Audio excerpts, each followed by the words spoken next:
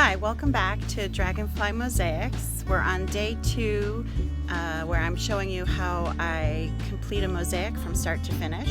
Grouting stage, which is what I'm at this point, is very messy work, so I do this outside.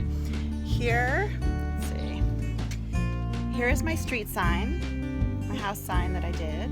Got a table, I have some plastic sheeting on the table, my bucket of water.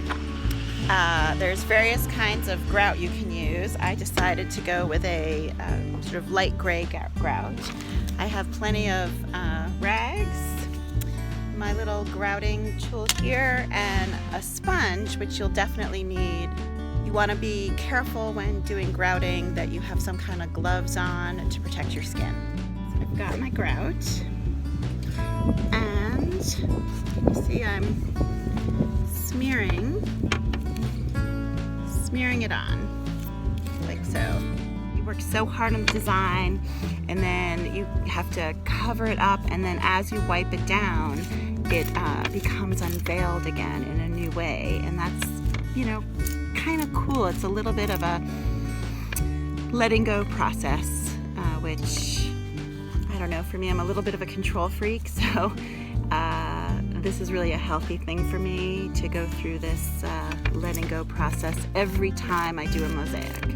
You want to be careful when you're doing this that you're not too rough in how you apply it, because you might kick up the tiles that have been glued down, because the glue is pretty secure, but it's not immune to, you know, rough handling. I'm in the bright sun, which is actually not the best climate to work the grout, because it's going to harden very quickly. If it was like a overcast, very moist day, then it would harden less quickly. I'm going to pause the video here and wait until I have it all the way grouted, and then come back to you and show you the wiping off process. All right, see you soon.